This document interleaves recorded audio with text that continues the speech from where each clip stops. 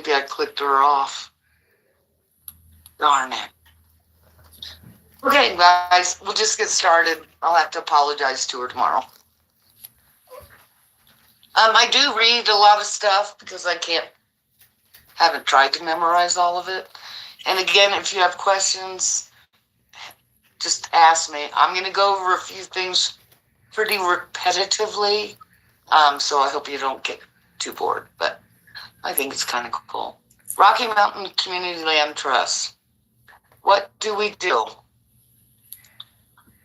Owning a home has long been the American dream.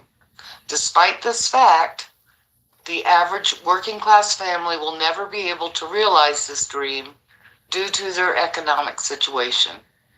You may know nurses, teachers, secretaries, retail workers, janitors, mechanics, etc. People who work really hard to provide for their families and take care of their financial responsibilities. These families, I'm sorry, I'm going to glance over here once in a while just to make sure, see if that lady comes back. These families have a difficult time saving for a large down payment or are unable to afford a mortgage payment that is higher than your current rent. So to address this problem, Rocky Mountain Community Land Trust, which we are called RMCLT, I'm getting over a cold, so bear with me. Partners with qualified moderate to low income families in home ownership. We have assisted 26% single females, 26% of single mothers, 8% single males. We've helped 4% single fathers, 19% couples with children, 11% couples without children, and 6% of others. So we really are diverse in what we do. Our way to look at, no, not our way, but one way to look at Rocky Mountain Community Land Trust Program is that our investment is an average of 25% of the purchase price. It's equal to buying the land while the family's mortgage is purchasing the house. Our investment significantly reduces the family's monthly payment and also removes the requirement for them to pay what's called PMI, private mortgage insurance, because you're getting a conventional loan and we're putting down more than 20% to help you buy. Over the past 24 years, we have partnered with over 350 families in the city of Colorado Springs, El Paso County as well. And that's 498 adults, 317 children, for a total of 815 people. So what our impact is that we focus on home ownership because having a stable home is central to healthy families and a robust community. Studies by NeighborWorks America show that children of homeowners are more likely to attend school after the age of 17. They have higher test scores, have fewer behavioral problems than children of non-homeowners. Adults in home ownership are less likely to have alcohol, substance abuse problems. They retain their jobs longer and stay in one place longer than non-homeowners, which is creating a stable neighborhood and community. Homeowners also take more pride in their communities, taking care of their home, joining neighborhood groups, volunteering, attending public meetings and events, and voting more than renters. All right, we'll start our presentation again. You're going to hear a lot of what I just said over again. The first maybe 10 slides are an overview of our program, discussing how you qualify, and then I'll go more in depth to each one of them in the next slides.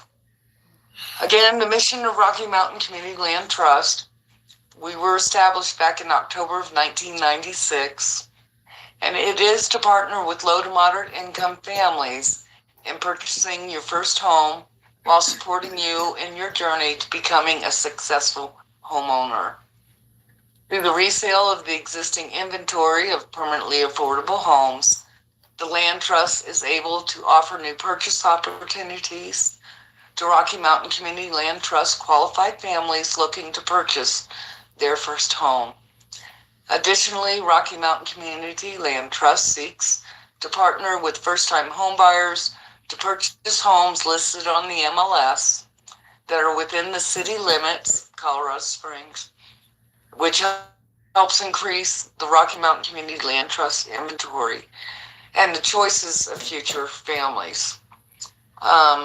There is a caveat to that, and that's in how much money people are giving us in grants as to how many homes we can or cannot bring in from the MLS. But last year we were really successful. We got 6 new properties brought into the land trust, so maybe this year will pan out that way too.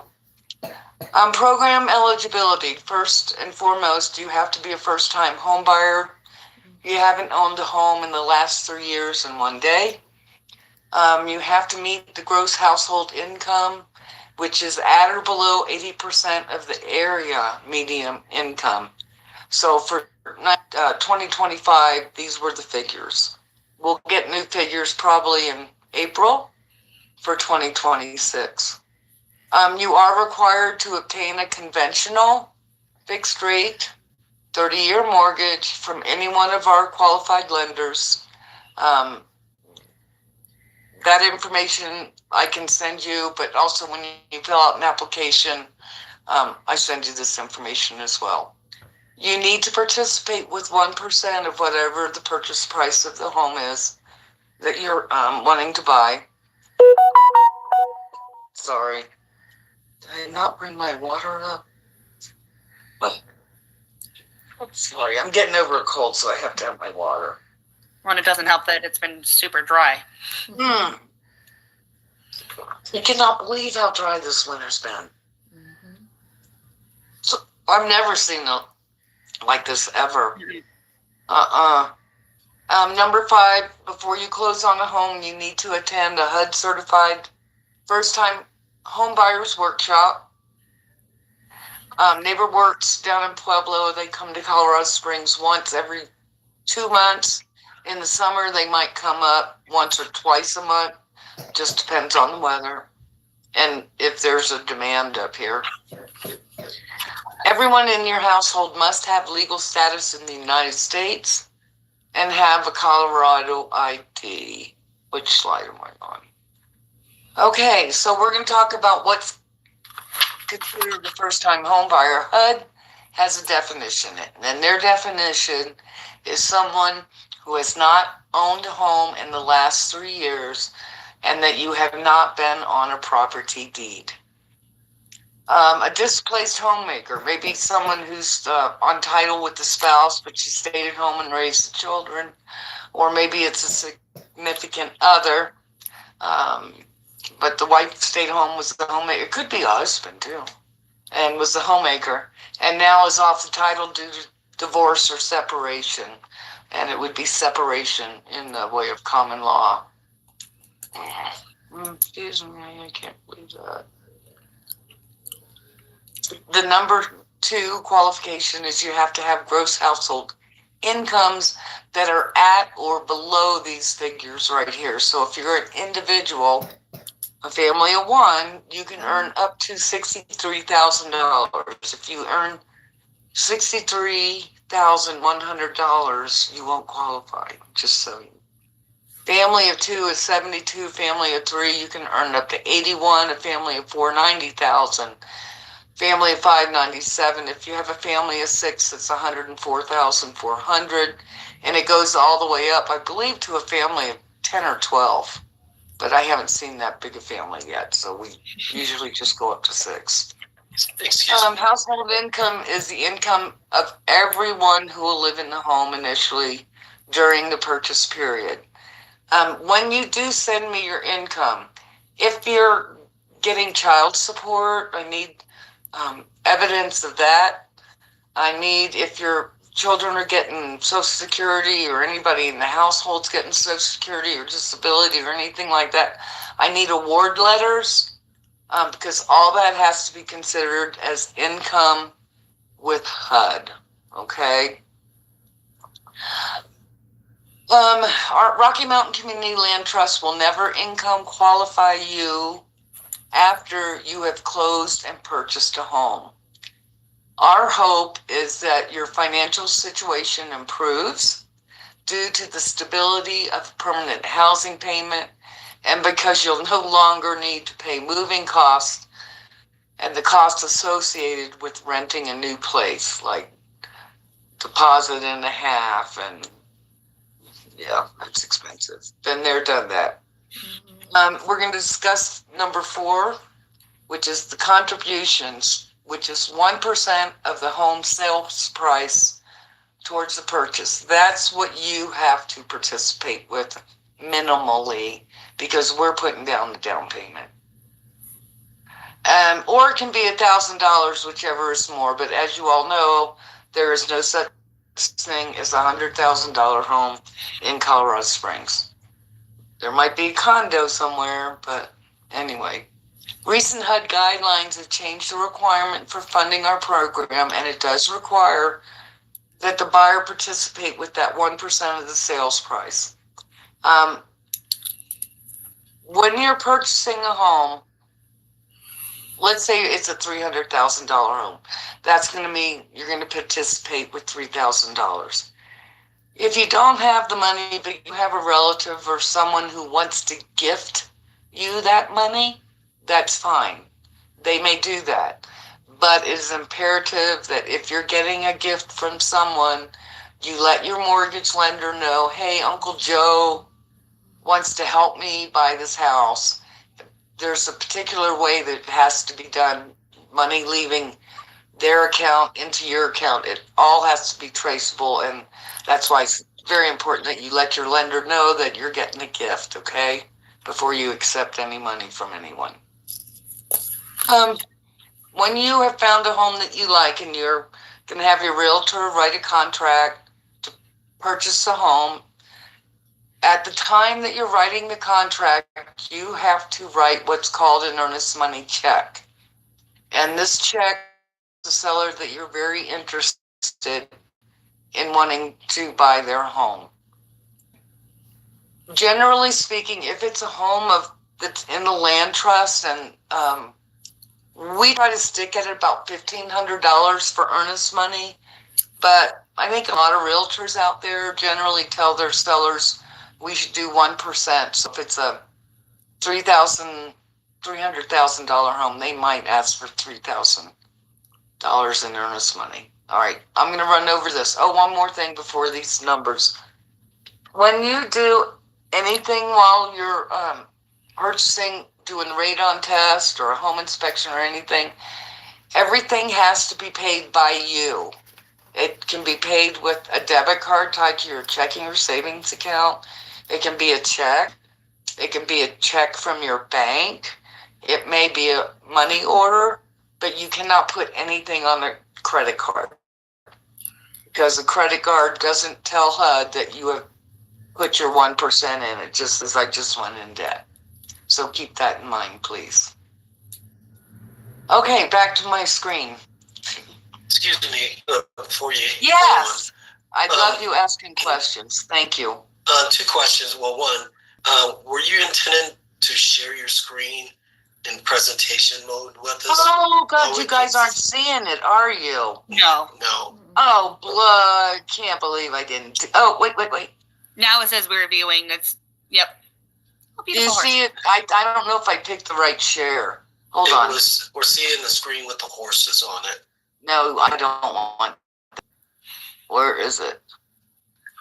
Hold on. Let me just close it. Thank you for saying that. Oh, my goodness. Where's my picture? You guys are still there, right? Yeah. Oh, there you are off to my right. Whew. Freaked me out. Okay. Let me just share. Thank you so much for doing that. Why is it not showing my... You might have to stop the share and try it again and click the other. Oh, I bet you're right. Yeah, bet you're right.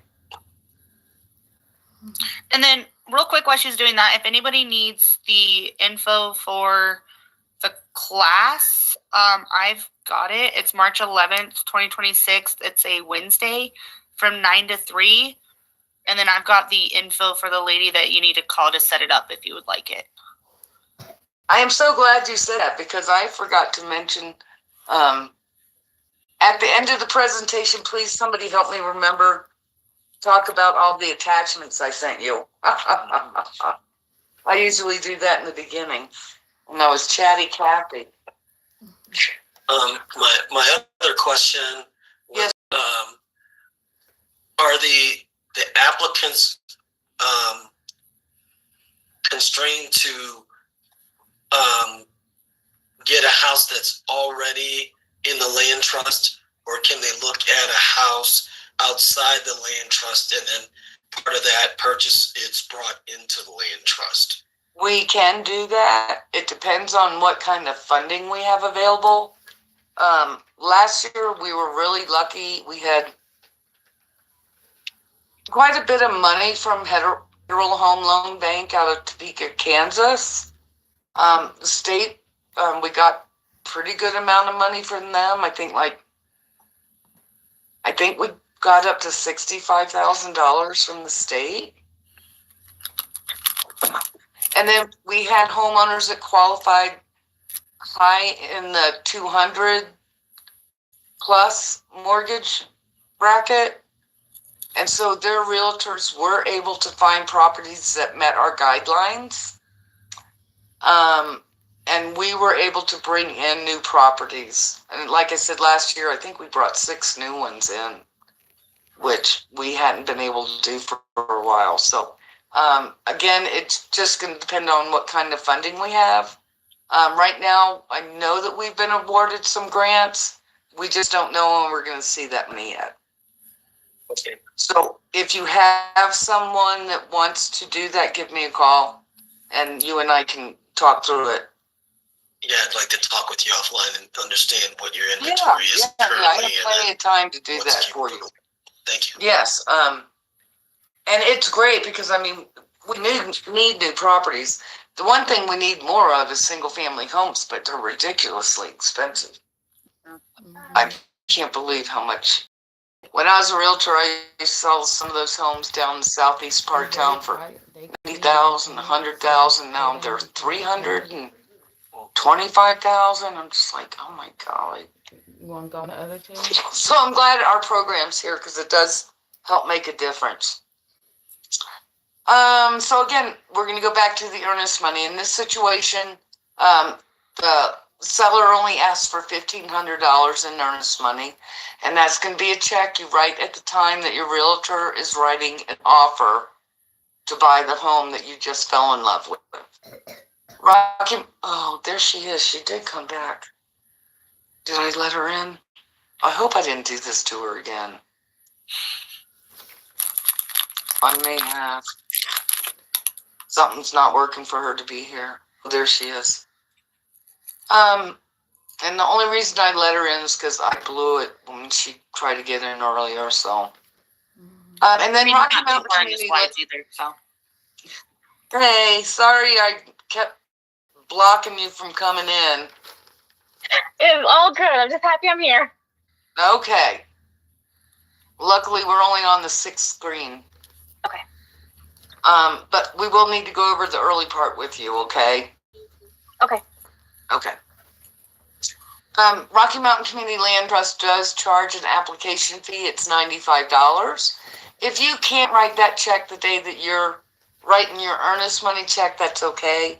Just tell your realtor, hey, I think I can write that check to Rocky Mountain on this day, and we're real easy to work with. We really are. We do require that everyone has a home inspection done on the property that you're purchasing. Generally speaking, they're about $350, depending on the inspector and the size of the home, I believe. We also require that a radon test is done. Even if the home has had a radon test done before through Rocky Mountain Community Land Trust, we still need it to be done. Radon moves around, so it is a requirement that that be done. And what we're discussing right here, how do you say your name? Sinadra? Sinedra. Sinedra, okay. We're talking about you have to participate with 1% of the sales price of your home that Okay. you're purchasing, okay? Yeah, and you can, Okay. I know you're driving. Yeah, sorry. So if you take that $1,500 earnest money, the $95 for the application fee, the $350, $200, you have now participated with $2,145. So at this point, you would have to bring another $855 to meet that 1% of $3,000, which is the minimum participation for you. HUD guidelines prohibit. Did somebody have a question? Yeah, I kind of have a question. Sorry. Yes, please. So the application fee, that's not included in with like the loan, right? So it's like that. No. Yeah, Okay. no, those are closing costs and prepaids all associated with obtaining a mortgage. Okay. This is just a fee that's charged to help us. Okay. Okay, we don't have a way to really make money. So it's to help us with processing. Okay. Okay. Anyway, HUD does prohibit you from receiving any cash back at closing.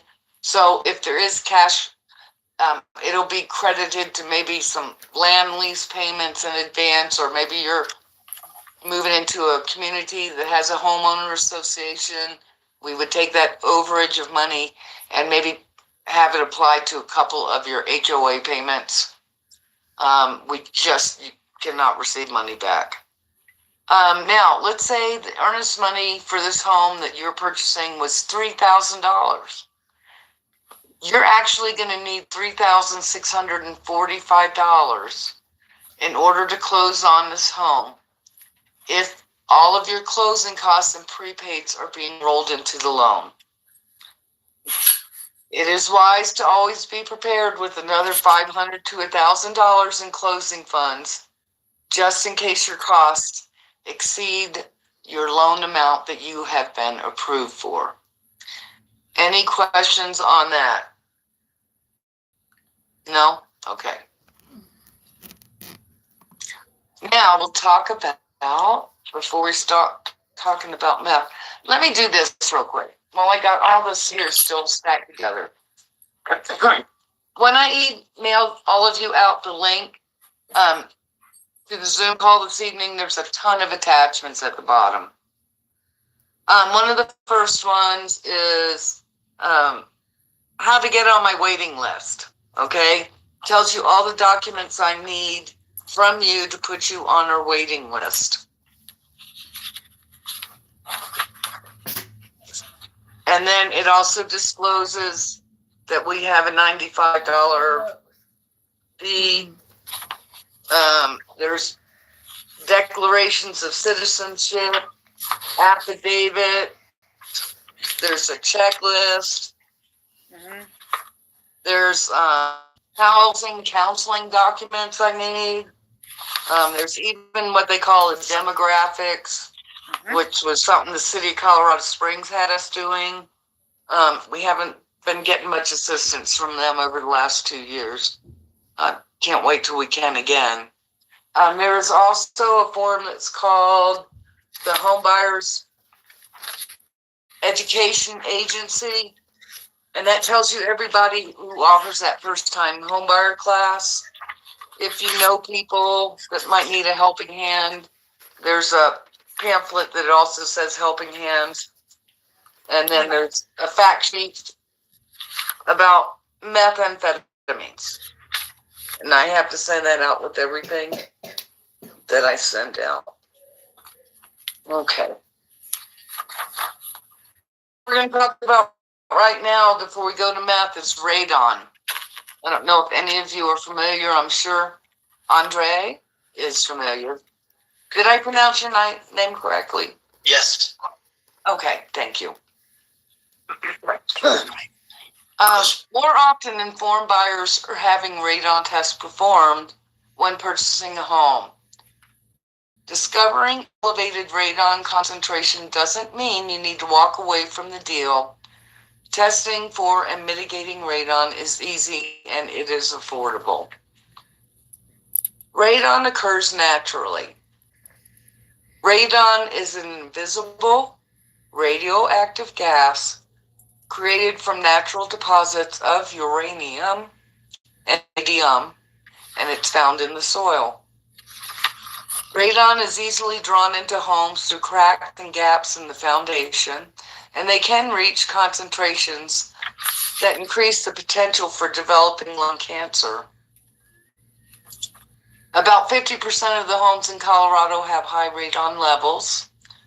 Radon levels are high in Colorado. Data collected by the Colorado Department of Public Health and Environment indicates that approximately 50% of the homes in Colorado have radon levels higher than the U.S. Environmental Protection Agency, EPA, recommends.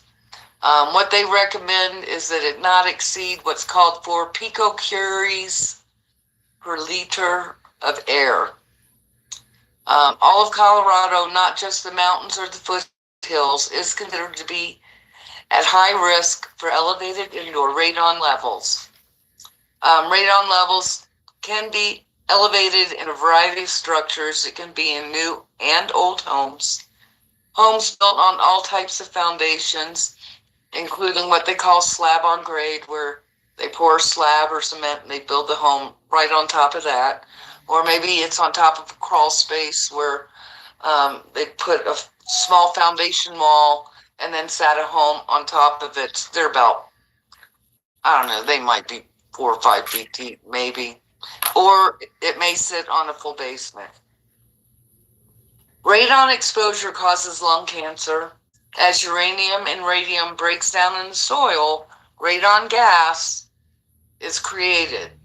Radon is then pulled into the home by a natural stack effect, releasing solid radioactive particles that can be inhaled into your lungs. These particles are referred to as radon decay products. This radiation can damage your lungs and increase your risk of developing lung cancer.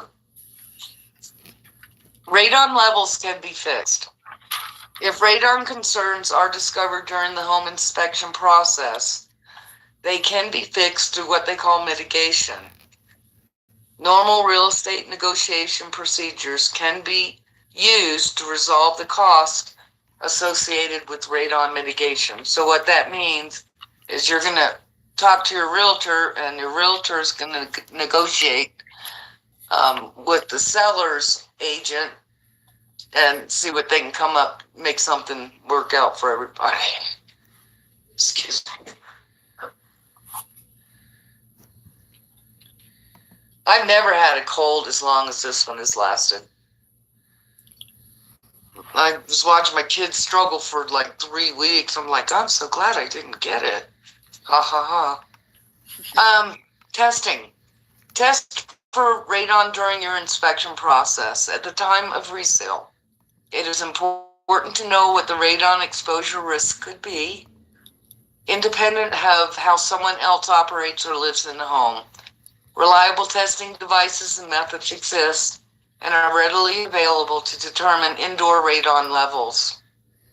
Qualified radon measurement contractors, they are out there, and it is strongly recommended you use a contractor who is certified with the National Radon Proficiency Program. And most, I think, anybody who does that is certified, because otherwise they probably couldn't get their test evaluated. I don't need to tell you about that part. Mitigation. So let's say there is radon and it's over the 4 picocuries and you're negotiating. And what you're negotiating for is to have the seller install what they call a mitigation system. Radon systems are designed and installed based on the construction of the home, not on the existing radon levels. Radon is mitigated when a system is installed that pulls a radon-laden soil gas from underneath the foundation or the crawl space and it exhausted outside of the building, far enough away from windows and other openings so that it will not re-enter the home. A mitigation system usually consists of plastic pipes connected to an air pocket surrounded by the soil, either through a hole in the slab via a sump lid connection to a perimeter drain, or from beneath a plastic sheet in a crawl space. It's a very quiet, continuous operating fan, which is attached to the pipe and discharges the radon outside. So this is why we require a radon test, because we want to know that you're in a safe, healthy home. We're getting ready to talk about methamphetamines, and when you do go to write a contract, please ask your realtor to call us, because we do not want you scheduling your inspection on this home until Rocky Mountain Community Land Trust has an opportunity to test the home for methamphetamines. It is about a $900 fee to do this test. We feel it's imperative, again, to any individuals or family members who are going to be living in a Rocky Mountain Community Land Trust. So before you can do a home inspection, we're going to do a meth test on the property and find out if it's contaminated or not. So the reason I mention this is that we're going to ask your realtor not to schedule your home inspection until after we get the results back from this meth test. Do we have to pay that $900? No, Rocky Mountain Community Land Trust pays it for on your behalf. Okay, because my brain just went like really, I was like, oh my gosh. Yeah, no, that's what we do, because we want to make sure you're moving into a healthy home. Okay. And Okay. can you spell radon for me just so I can look that up? This is my first time hearing about that. Oh, yeah, of course. It's RADON. Oh, okay. And you can go to, if you'd like, www.coloradoradon.info if you'd like to learn more about radon. Okay, thank you. Okay, you're very welcome. May I ask, how long does it take to set up the meth test? Because usually after you get the contract on the house, it gets hot and heavy on getting the home inspection completed, Right. and the negotiation with that. So to me, that has to be built into the timeline for the contract. Yes, Also, yes, sir. we're going to do it smartly. Yes. Generally what I see is, we get all the deadlines for the title work and all that stuff is going on. As soon as we have a fully executed contract, we contact the meth contractor, and luckily for us, they have someone who is up here in Colorado Springs. She's based out of Pueblo. Generally, I put in the request. They usually get back with me within 2 to 3 days of the request, saying we can go do this test on this day. So the realtors, we ask them to, at minimum, put the inspection out 10 days, or you could put, how you can put after the results, 3 days after the results of the meth test, that you would do your inspection. Yeah. Something like that. But generally, we ask you not to write a date any closer than 10 days. And they're really good about doing the tests and getting it back to us in a timely manner. Okay, thank you. You're welcome. Methamphetamine affected properties. What is meth? It's horrible. Methamphetamine, otherwise known as meth, is a crystal that vaporizes when it's heated, doesn't smoking it. The vapor clings to surfaces and reforms into crystals. People who come in contact with these surfaces can ingest the meth your skin, maybe just by touching something contaminated, a wall, a piece of furniture, and then touching your eyes, nose, your mouth. Meth is so easy to make. It's crazy. Even though I've been saying this for like 3 years, every time I say it, it still blows me away. Meth is relatively easy to make, and many of the ingredients are found in common household products. Things such as cold tablets, lithium batteries, antifreeze, ether, paint thinner, acetone, and I guess the list goes on and on. But the process of combining these chemicals creates a hazardous condition, including a strong risk of fire, explosion, toxic gases, as well as a substantial amount of hazardous chemical waste. I thought I heard you. My dog doesn't see me much. He's laying at the door crying, so I have to let him in. Sorry. And walked away. Oh, mine's just right under my feet. My husband had a stroke, so he's with my husband all the time. So when I come home, he's like, Mom. Next screen. How can it make my family sick? Common symptoms of toxic exposure to the chemicals involved in meth production include things such as headaches, nausea, fatigue, lethargy, dizziness.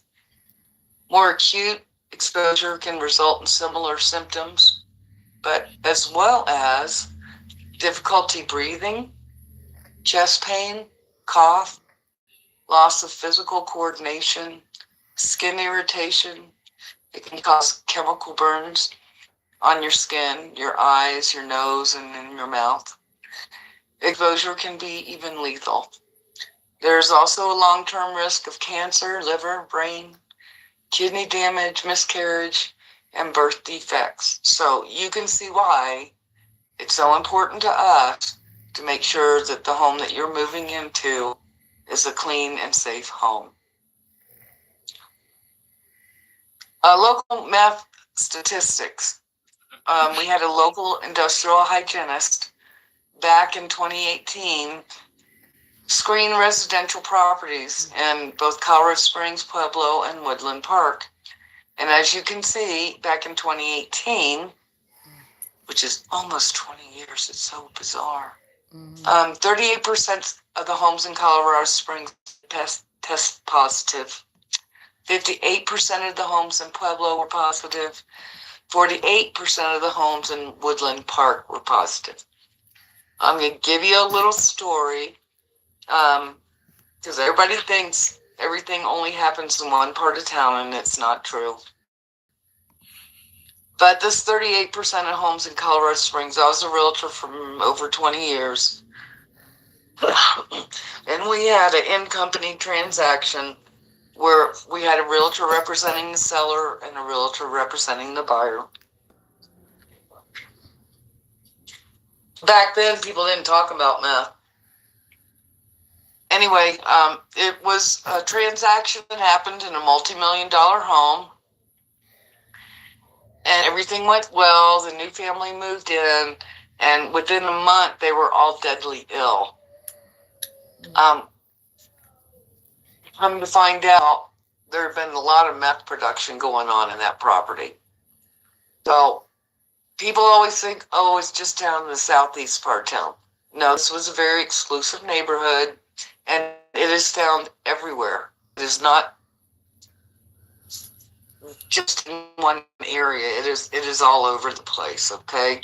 They're even finding it in public libraries. Get into a library and you can't, it's because it might be being mitigated. Do you need to worry about buying a meth house? Yes, you do. A common misconception is that a meth lab is a place where methamphetamine is manufactured. But Colorado statute defines a meth lab very liberally, that they include places where meth has been used or smoked, manufacturing equipment may have been brought into the home, it was manufactured somewhere else but brought to another place. The waste or the chemicals have been stored in a property. Meth labs are found in houses, They're finding it in commercial buildings, cabins, mobile homes, RVs, caves, even abandoned mines, and federal and state forests and parks. You know how they have an outdoor bathroom or whatever. They're finding it everywhere. If you accidentally buy a meth house, your health isn't the only thing that can be at stake. You could get stuck with tens of thousands of dollars in costs for testing and hazardous material cleanup, including the furnishings. Again, I'm going to reference an experience. Give you a couple of them. One of them is a property that was in a land trust, and he had to sell and move on.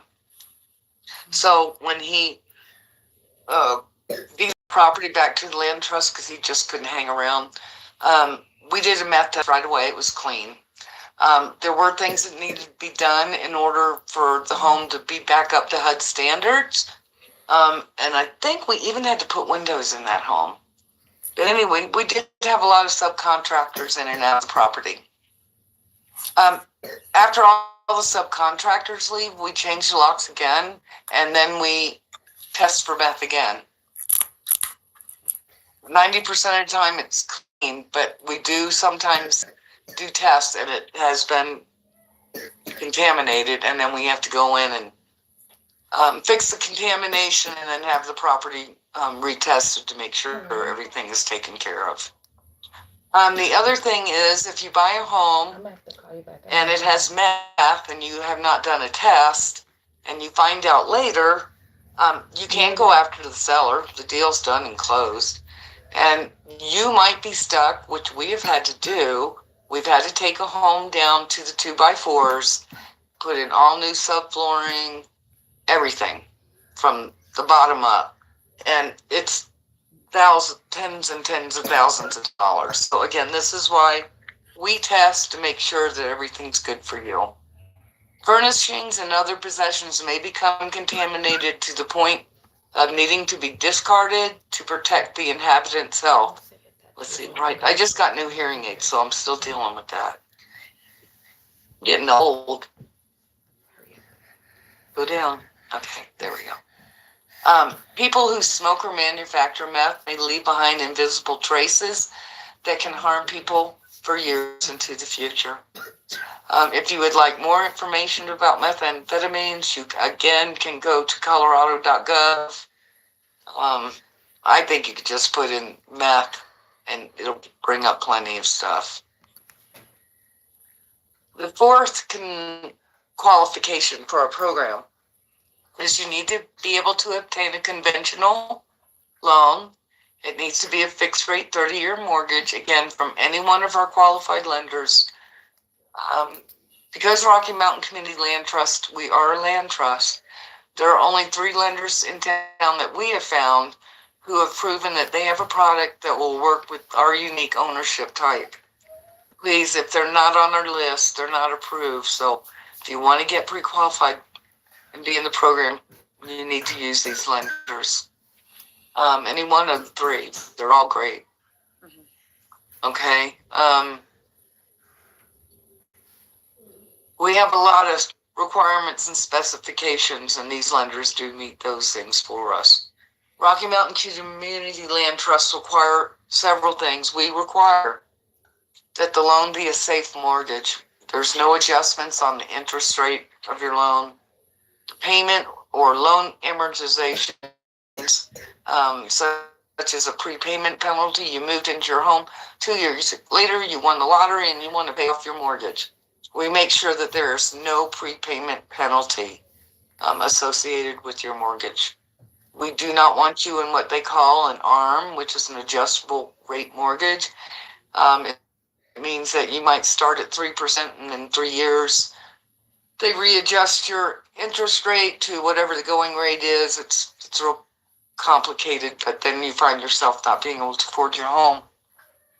We do not allow any negative amortization products, and we really do not allow terms that are any longer than 30 years, which is very typical for a first-time home buyer. Everyone in the household has to have legal status in the United States. You will need to present a valid and current federal or state ID for all the adults in the home, 18 and above. We need birth certificates for all minors. If you take a picture of your birth certificate, make sure I can see all the edges of the birth certificate. The state's very particular that they can see all the ribbon and everything that's on the edges. If you're presenting a driver's license or ID, it must be Colorado license or ID. If you are just applying for your Colorado ID or license, a copy of your punched ID from the other state and the application for your Colorado ID will suffice. We don't have any problem with that going to closing, but there's no substitute for the child's birth certificates. We're going to talk about this blue house with the black roof. Again, when you have questions, holler. I can't see you guys, so just holler and I'll hear you. The sales price of this particular home is $300,000. You actually qualified for a loan in the amount of $217,000. So that equals 72% of that $300,000. Rocky Mountain Community Land Trust, we're going to put in $83,000 to help you purchase this home. And so that's 28% of $300,000. As I mentioned, there are closing costs when you get a loan. They range anywhere from $4,000 to $6,000. Again, this depends on the mortgage lenders. So make sure you talk to your lender when you're pre-qualifying and see if you can roll these costs into your. You may pay for them if you have the funds to do so. But really, if you have money in the bank and you can qualify to get those things included in your loan payment's only going to adjust by maybe, I don't know, depends on the interest rate, maybe $7 to $14 in your monthly payment. We'd rather you have that money because as soon as you spend that money, that's when the car breaks down and you wish you had that money. So again, we're going to say the sales price of this home is $300,000. And if you purchase this home all by yourself, you would own this home 100%, okay? But what we do is the sales price is $300,000. You qualified for a $217,000 loan, and we put in that $83,000.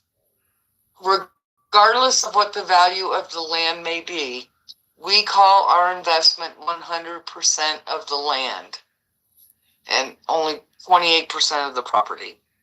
The land and the improvement put together equal the value of the property. Your investment will be 100% of the improvement and 72% of the property. People get a little confused right here. There's not a whole lot to read into this. You are the owner of the home. We just have to have a way to secure our huge participation. And the only way we can do it is attach it to the land. And that's why we're called a land trust. And you have a lease. It's very affordable. It's crazy. Regardless of the value of the land, we call our investment 100% of the land, 28% of the property. Your investment, again, will be 100%. And I'm going to 15. We're going to talk a little bit. Did anybody have questions? I'll talk more about this financial part a little further on. It's just a little touch on it. We do have a land lease. The things that look scary at first sight, they're not. There is a monthly lease payment that's made to Rocky Mountain Community Land Trust, RMCLT. It's from you, and that can go up every 3 years, but it can only increase by $10. So when you buy a property through the land trust, you're going to sign a 99-year lease, followed by another 99-year lease. So yes, it is a long-term relationship. I mean, you can will these homes to your children if you want. So that's why we have 2 99-year leases. The lease payment does not reduce that amount of money that Rocky Mountain Community Land Trust participated with you to help you purchase that home. It does pay down that $83,000. It does help us with maintaining the land trust. The lease payment is to lease the land the home is on. Currently, the lease payments after 26 years are only $75 for a single family home, $75 a month. And if it's a condo or a townhome, it's $60. In the case of a condominium, it is shared airspace because there is no land that is deeded with a condominium. The HOA owns that land, but a lease is still due every month. This monthly lease payment to Rocky Mountain Community Land Trust from you can go up, as I said, once every 3 years, but only by $10. So in a 30-year period, a lease payment could potentially go up 10 times. So let's say you buy this year, the initial lease payment is $75, and potentially 30-year increase would mean $100. So in 30 years, you might be paying $175 for the land lease. I can tell you there's a really cute community that was built out here in Colorado Springs, like off Mark Shuffle and Barnes. It's adorable. You know, they're they're like modular homes on foundations. And when they first started that community, quite a long time ago, kind of weird now that I think about it, the land lease was only like $50. Those people are now paying $850 a month for their land lease. So we have a land lease. It is written in a way that protects you as a homeowner, and that the land lease can't go up just because somebody says we need to raise it. So the land lease payment is only $75 for a single family detached home, $60 for a condominium or a townhome. And again, we've been around for 26 years, and we are doing a 99-year lease. This, 2 of them back to back. In the lease agreement, it's section 5.1.1. It states that the monthly lease amount is capped at 2.5% of the gross household income, whatever your home's gross household income is. That means that the household can request that the monthly lease payment not be increased if it will be more than that 2.5% of the annual household income. So let's say the year that the $10 increase comes and things just aren't going real well financially and you can't handle $10, we're just going to ask you to provide some documentation to prove that it's going to mess up your budget. We'll present to the board, and then they'll waive it, and then in years we'll reapproach it. So let's talk about the length of the lease. 99 years is an awful long time, but imagine if the land trust, we had to close our doors due to the lack of funding. What would happen to you and all the other families that are in the land trust? We know the lease can't be raised to an amount determined by any other party to be determined to be affordable, because section 5.1.1 of the lease prohibits the lease from going up to more than 2.5% of the area median income of a family. In this situation, we'll say of 4, and specifically no more than 2.5% of your household's income. I was thinking of something and it just flew away. Well, can't remember. Sorry. I don't like that when you have a thought and you feel like it's important and then it disappears, so maybe it wasn't. This lease also, I know, this land lease is also a recorded document, okay? We have what's called a memorandum of lease that attaches to the land lease, so it's all recorded. So nobody can make you do anything. This lease also prohibits any entity from forcing you to sell so that they can get the house, and you have the right to retain this home for 198 years. You're welcome to buy us out at any time, generally after about 10 to 15 years, because you can see we make huge payments or down payments to help you get in these homes. So $83,000 would probably take about 10 years for you to buy out the land trust and own it on your own 100%. You can sell the home at any time. Anytime, okay? And I think I have a screen that talks about that. If not, I'll just mention it right now. As I said, you can buy us out after the what we call the affordability of the grant fund period. And let's say it's a $90,000 that we got from the city of Colorado Springs. In that situation, it might require 20 years to meet the affordability, but you can sell at any time. From the day after you close on your property, your term ownership percentage is 10%. After the first and through the second anniversary, your percentage is 20%. After the second through the third, it's 30%, 40% for the third through the fourth, and after the fourth anniversary date, the highest is 50%. And what that is that we're sharing in the appreciation of the home. And that's what these percentages are for, because we do a shared appreciation. When you have a mortgage and you pay down your mortgage, that is called equity, and we do not touch your equity, okay? You just share with us in the appreciation, the increased value of the home, okay? So you can sell at any time. Most people stay in their homes forever because they're affordable. But, maybe your things will change in your life and you want to move on. You just give us a call. Oh, I'll talk about that again here in a minute. This lease also prohibits anyone from forcing you to sell. No one can demand you to move off or remove your home off of the Rocky Mountain Community Land Trust land as an effort to force you to sell or move.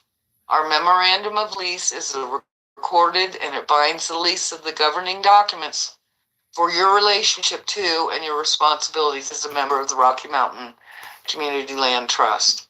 I did miss something up here that said no one has the right to force you to sell. If you are meeting all your financial obligations, you need to be paying your mortgage. If you have homeowners association, you need to pay them on time. They do not like receiving late payment.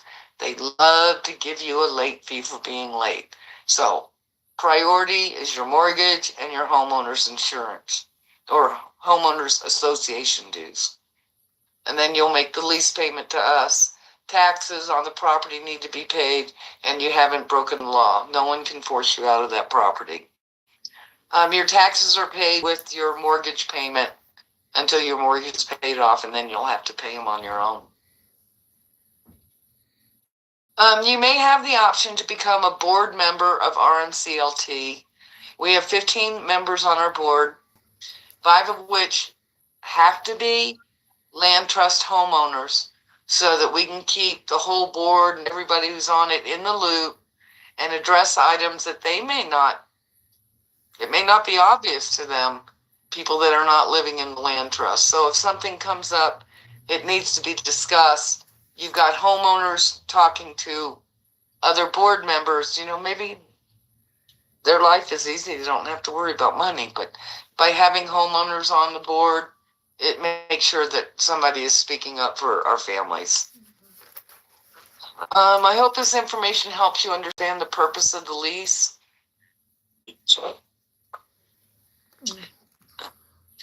It's to protect your rights laid out in the lease. We want to keep your home affordable at all times, especially in high demand for housing. And we also want to allow your household to live in your home regardless of your future income. Again, our dream is for you is to become super successful and have super successful members of the family. It's very important that you understand you may not rent your home. The whole purpose of this program is to provide affordable housing for our moderate to low income families. If you don't want to live there anymore, please just call us, okay? You may have a roommate. If you feel like you want to have someone rent from you and live in your home with you, that's fine. We have no problem with that. What we do beg of you to do is to make sure that you have them sign a lease. Because you might think it's all going to be wonderful with this roommate. It may turn out not to be. And you cannot get them out of your home unless you have a lease, okay? If you have a lease, you have legal rights to get them out of your property. So just promise, if you are going to have someone in, I don't care if it's your brother or sister, make them sign the lease. We're going to recap what we just learned so far. Your lease payment is just that. It's a lease payment for leasing the land that your home is on or the airspace Rocky Mountain purchased with you in the case of a condominium. It is not a payment towards our investment, our down payment for you. Again, all the appreciation on the house is not yours. We do have a formula that dictates how the appreciation will be split. I have a section on this formula in just a few more minutes. Rocky Mountain Community Land Trust will only income qualify you up until the day you closed on your own. If your income increases the very next day, you are not disqualified from owning the home, okay? Again, it's our plan for you to be super successful. Is the lease payments, are they monthly? Yes, ma'am. And then you can have them set up when you're at closing. You can sign what's called an ACH, and I think you can choose to make the payment on the 5th or the 20th, and it can be automatically withdrawn from your account if you want that to go that way. If not, you can mail it into us or drop it off at the office. We have a drop box outside, so some people just prefer to drop off, hi, Husky. Sorry. No, I've got one. That's why I knew the sound. Yeah. I stopped petting her. Yeah, they don't like that. But we do have a lockbox. You can drop off cash. Some people do in an envelope and put it in there. But, maybe a money order or a check would be better. But nobody can get in the box. Like, it doesn't matter. Only me. I got the key. You are the owner of the home. All home repairs or improvements, they are your responsibility. It's recommended you keep paying for your home warranty after the first year, which is paid by the seller. It expires 1 year from the day you close. And what it does is covers your major systems like your heater, your hot water heater, your furnace, maybe there's air conditioning, major appliances, dishwasher, stove, maybe a washer and dryer came with the home, microwave, whatever. Those things will all be covered for the first year, and we have the seller pay for that at closing for you. We highly suggest that you renew it, because as soon as you don't renew it, something's going to break down. And the company that we recommend, they charge $85 to come out and they're either going to fix it or replace it. Please remember to notify Rocky Mountain Community Land Trust when you think you're planning on making any major improvements on the home, so we can kind of get copies of the receipts and file them in your binder. This way, when you do decide you want to sell, you don't have to dig around, because we'll have them for you stored in your binder. And also, we can discuss whether what you're doing is an improvement or if it's a major improvement. There's a difference. What is a major improvement? Generally, a major improvement is things that will increase the value of your home. Things such as maybe changing out the flooring to tile or hardwood, remodeling your kitchen, remodeling your bathroom. Maybe you want to stucco the exterior of your home. Again, replacing windows. There are many more examples. Feel free to call us and discuss with us if it's worth you spending that money for the upgrade, it might just be something you'd love to do, and that's fine. It's your house. But upgrades to your home, always remember to ask the contractor. So sorry about my cough. If they'll need to pull a permit, and if so, make sure they show you the signed off permit from Pikes Peak Regional Building. Keep in mind, anything that's electrical, has any electrical, gas, any structural repairs, everything like that requires a permit. When in doubt, find out. So all you have to do is go to Pike Peak Regional Building Department. They have a fabulous website, and you can ask questions. Say, well, I need a permit. Will my subcontractor need a permit if he's going to do this in my home? And it'll tell you if a permit's required or not, and then you can be one step ahead of the contractor when you ask him, are you going to need to pull a permit for this? And they go, no. And you can go, oh, yes, you do. Maybe I won't hire you. Most contractors are great, but there are those out there. Oh, she fell out again. She's going to have what? Things that are not considered major improvements. They might seem like they are, but they're not. You're a homeowner, so being a homeowner requires responsibility of taking care of your home. Things like painting your home, whether it's on the inside or the outside. Replacing your roof. Maybe we had a really bad storm. You had to call your insurance company. They gave you a check to fix your roof. Make sure you get it done. Because when you go to sell that house and the inspection's done and they say, this roof needs to be replaced, you're going to be paying that money out of your own pocket because the insurance company already gave you the money to fix that roof that you didn't fix. So, replacing a bad water heater, a furnace, or a major appliance, those are just part of being a homeowner, and that again is why we highly suggest to keep that warranty on your home. Because as soon as you don't have it, that's when things break down. Who entered the waiting room? Who fell out? Let me see who fell out. Who fell out? Was it the one driving? Yeah. It's just the way. You just have to join in. Yeah, she'll have to try to. She's trying to rejoin, but I'll have to talk to her tomorrow. So those things are not major improvements. Again, they're things that break down just like your car, and you have to fix them. Okay. Adding sprinkler systems to your yard helps your grass look great and your flowers. Any landscaping you do, again, these are things that help you sell your home. When you go to sell it, they look great. Your neighbors love it. But they are not considered home improvements, just maintenance. Okay. Oh, come on, 25. So now we're going to talk about what happens when it's time to sell your home.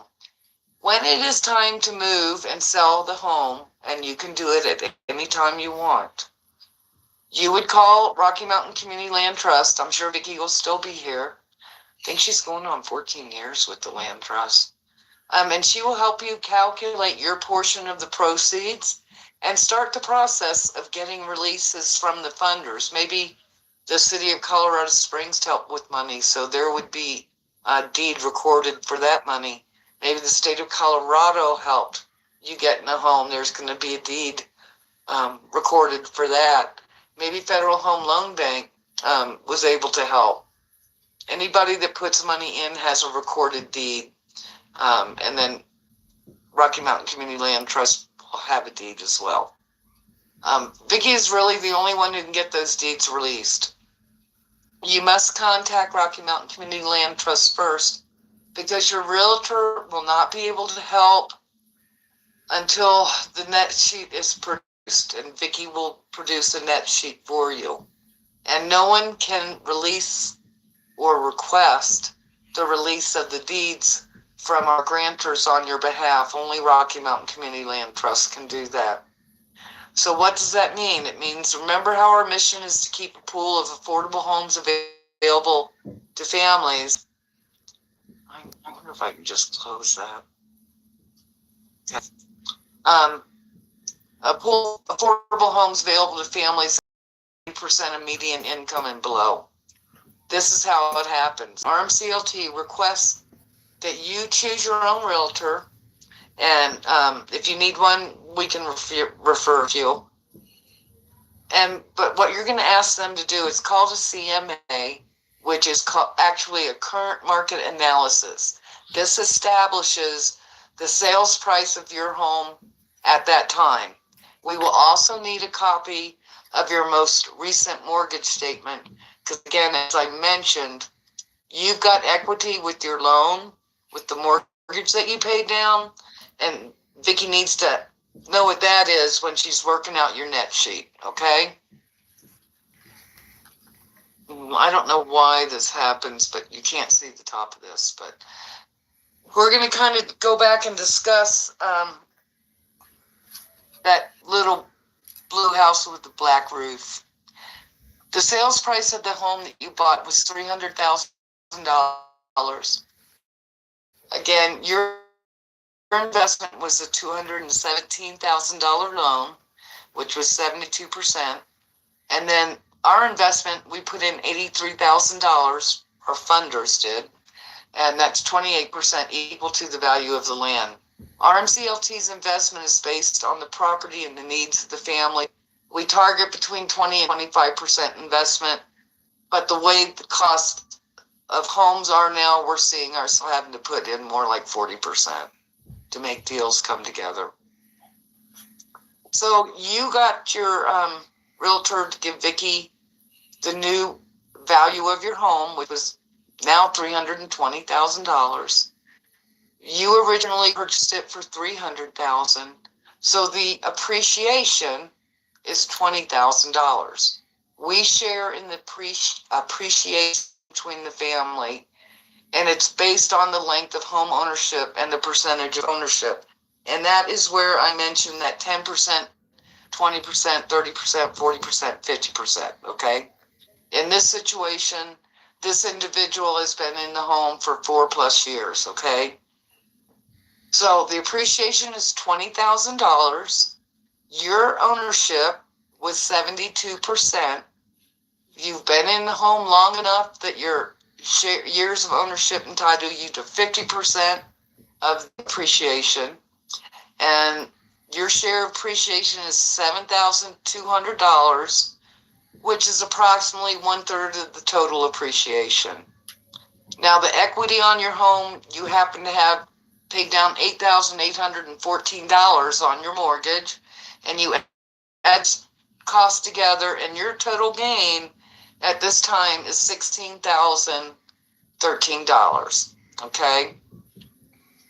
Keep in mind, the only way our program works is to share in the appreciation. I always say, just think of it as 1/3, okay? And the longer you're in the home, the more appreciation, the more there is. But we're doing this on just a short 4-year relationship. And keep in mind that you could have been renting all those years and you would have nothing but be moving out and doing all that again. So at least you'll have some kind of savings if you want to go out and move on and own something of your own 100%. Okay, so there is a gain there for you. Now, the new home, we're going to make it affordable to that second family. The home is now valued at $320,000. We have that $83,000 going back in, and then the resale to the next family at this point is going to be $237,000. But then we're also going to throw in our appreciation, which is another $12,800. So that new homeowner can now move into that home for $224,200. So our program is based on the sharing of appreciation. Again, when you pay down the equity on your loan, that's all your money. You don't have anything to do with that. But that's how we've been able to make the land trust function and work for 26 years. And I believe that's my last slide. Yep. So let me bring you back over here. I can get that to work. And then I'm going to, oh, it's like 43 pages long. So if you just put ink left. Anyone have questions for me? I'm real open. Go ahead, Jen. Go ahead. You first. Okay. So just with the pre-application, because I'm kind of going through like the process. Yes, ma'am. The pre-application letters. Do we get a copy of those? Because I haven't gotten one from Todd. Did he send you over? I got one. I'll send it to you if you like. Sure. No, that's. I just wanted to make sure because I was like, I know that was on one of my checklists as well. Yes, it's on the checklist. I do have it. Perfect. Thank you. You're welcome. Yes, sir. In terms of the, say, assistance and whatnot, how does that information or how does that amount apply to the lease portion of the If lease it was purchase, another the land purchase, excuse me. an entity outside of the land trust. Yes. So, like, say it's the And state a lot of times, payment assistance. yeah, and a lot of those programs are for Freddie Mac, and they're not based for conventional loans. They're for FHA loans, and we won't allow FHA loans. Okay, so purely conventional. Okay. Yes, sir. Yes, but those other programs are great. They're great programs. Ours is just a little different. That's okay. You know, it is what it is. Yes, sir. When the person in the program is ready to sell their house, are they constrained to selling it to another person in the loan so the house stays in the land trust? That's what we would prefer. Yeah, okay. It's what we prefer. So some people, what they'll do is they've been in the home long enough, they will buy the home out of the land trust, and now they own 100%. And then they'll sell it to whomever they want. Right. Okay. Okay. Preferably, we'd like to see the property stay in the land trust because all that appreciation that we've acquired, we can keep rolling it to help. Because, I mean, really, I really would have never pictured 900 square foot home in Colorado Springs selling for $325,000 ever. Yeah. But that's what happens when people come in and start bidding wars. Yeah. You know? Okay, thank you. You're welcome. Thank you for being with us this evening. Appreciate it. Hopefully it was I can't think. Helpful. Thank you. Couldn't pull it together. So is your Anybody waiting Yes. list extremely long? And what is the waiting list exactly for? Okay. So my waiting list probably total right now might be about 18 people. Mm-hmm. My first probably 8 to 10 people on the waiting list. When they first got on the list, the interest rates were like 1% and 2%. Mm-hmm. So now they don't qualify for the same amount of money that they did back then. Mm-hmm. And then everyone's situations have changed a lot. Mm-hmm. Once you get on the waiting list, like I can't think of her name, but she's been number 1 for quite a while. And every year I have to call and check and say, do you still want to stay on the waiting list? And she does. And you'll always stay in the same position. Sometimes our financial circumstances change, or maybe our family lifestyle, something's happened. And I call you and you're just like, I can't do it right now. That's fine. I never move down in the list. Mm-hmm. People underneath you might buy, but you're still at the top. Can we know where we are on that list? I don't have that with me. That's okay. I was just wondering, like. Yeah, I mean, your I'm situation. kind of like in that process, so I don't like. Am Right. I Well, your situation is different. You had a realtor who knew of our program, showed you our listing, and then got you qualified and anybody that was on my list that I've already offered it to, they just didn't want it, or couldn't afford it or anything right now. it just didn't work for like them. you said. And so I just go down the list until somebody says, yes, I love the home. I want to buy it. Okay. So, yeah, I was like, this process it went by super, super fast. So I was like, oh, like it's. Yeah. And it can go fast for people. The people that have been on for a few years, it's primarily because things have changed so much in their lives that purchasing right now is not, a lot of them are living with the family members. Or I have easier lifestyle. people who've had severe changes in their life and have had to totally relocate because of fear. You know what I mean? Mm-hmm. So, but I won't take them off the list because I know one day all of a sudden something's going to work out for them, and I'll be able to call and say, hey. And I always try to call them at the beginning of the year and say, would you like to requalify? Just to find out what's going on.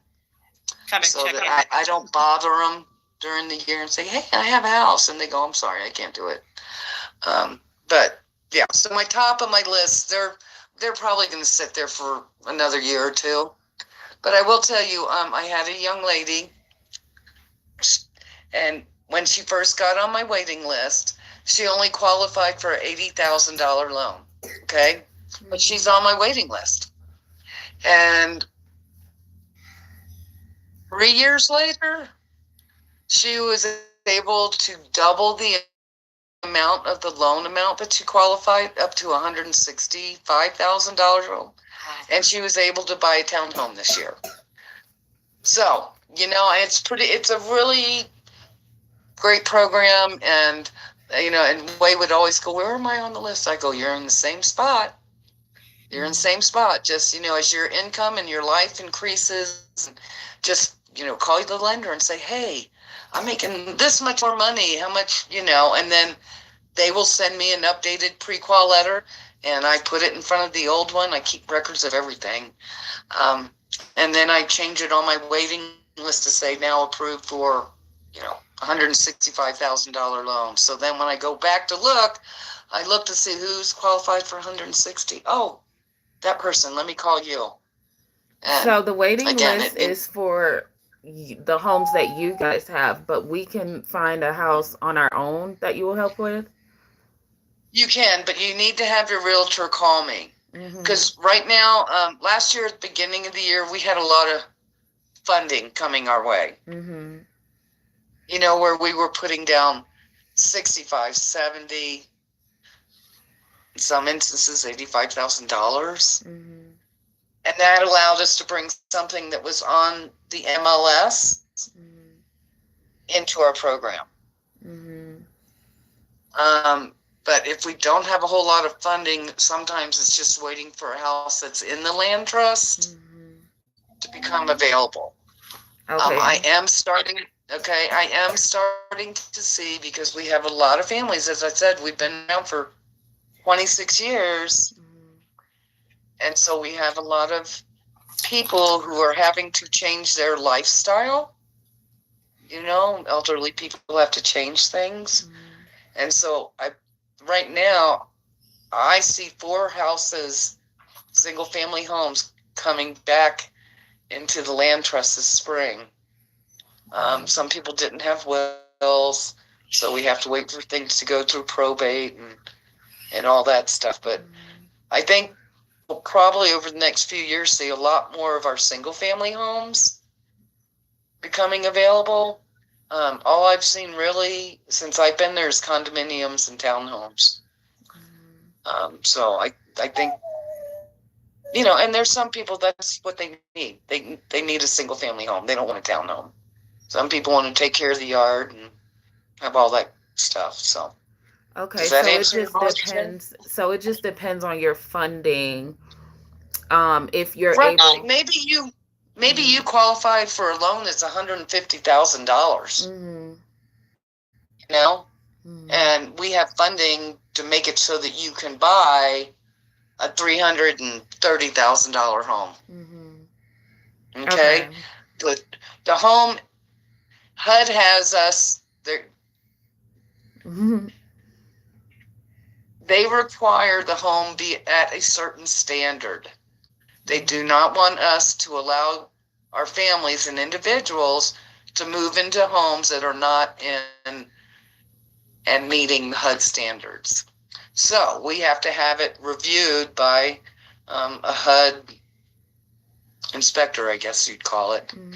And they go through the home and make sure that there's not any torn up linoleum or scratches in the countertops. Make sure that the windows are energy efficient, that they operate, and if the carpet's not in poor condition. Because we all know that once you move into a house, the chances of us being able to do upgrades and fix things is pretty minimal.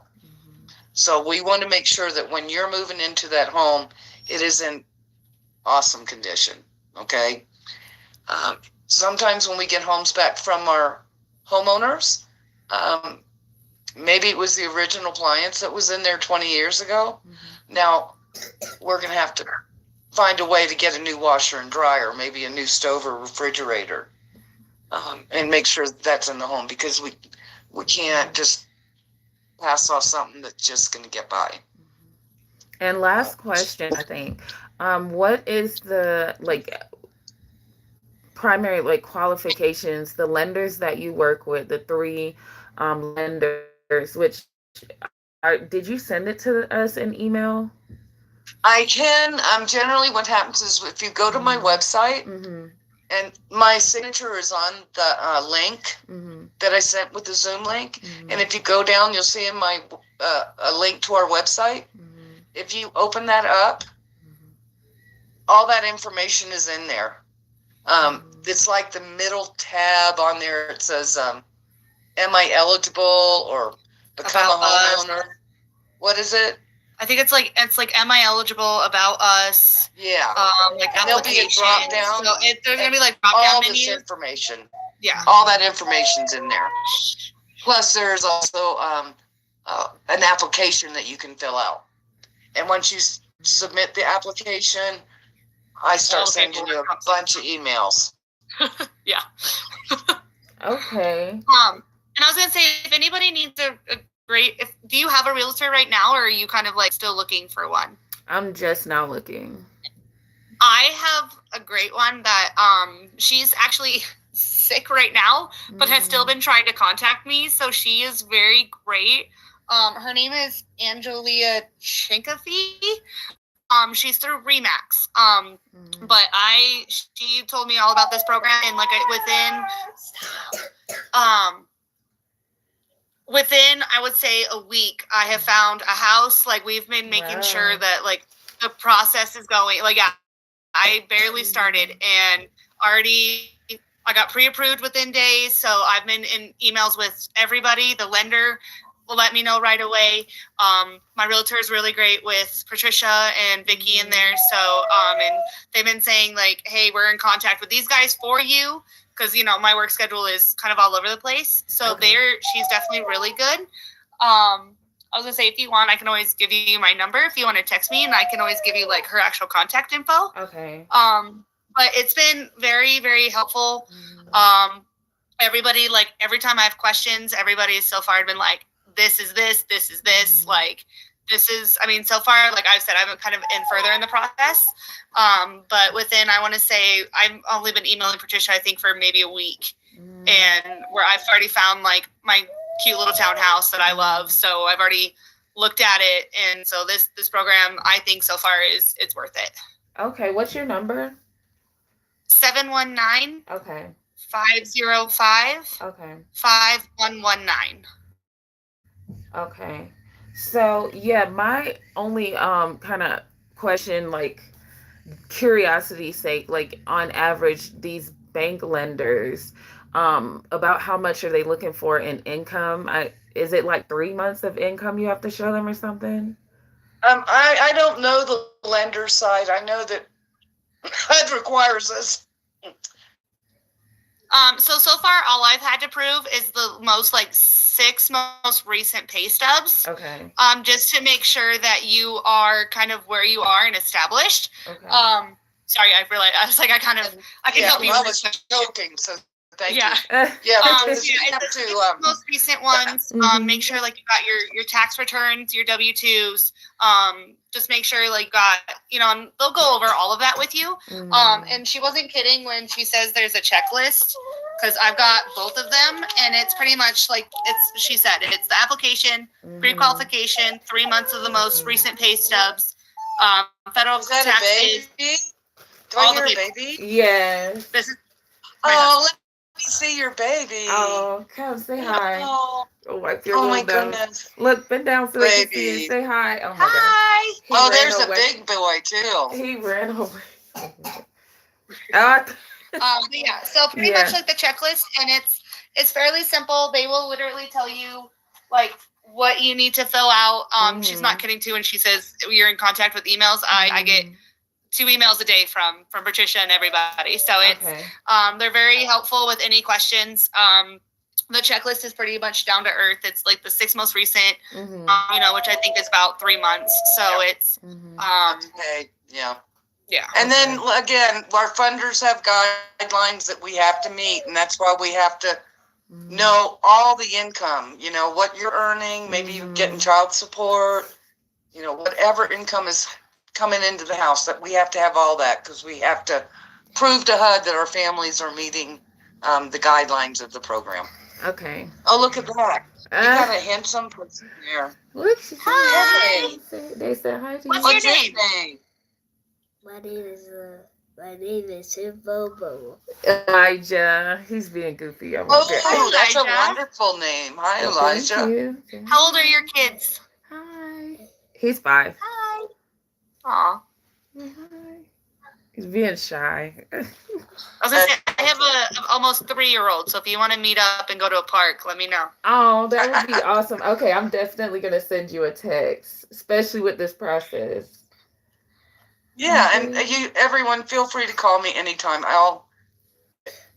I've had a lot of emergencies lately, so I've been having to leave the office.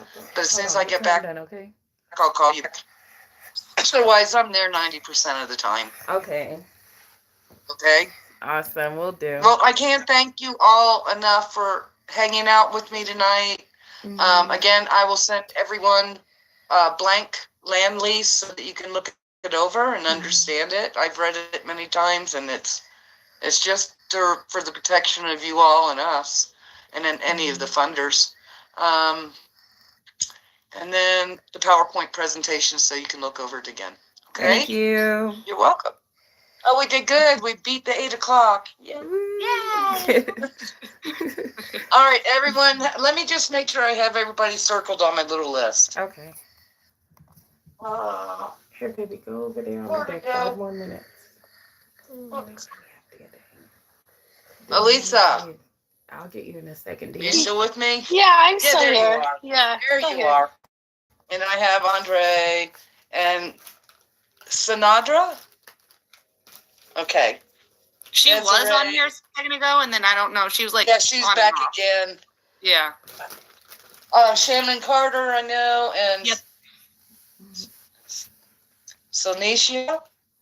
Yep. Is that pretty close? Yeah. I think She's like, yeah, you gotta go. probably destroyed it. I feel your pain though. I feel your Oh. pain. Thanks. Hey, you all have a beautiful evening. Be blessed. Call me with any questions.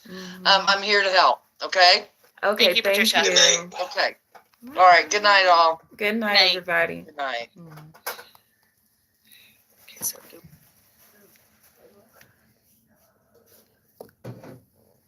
Hey, Mommy. Are you okay?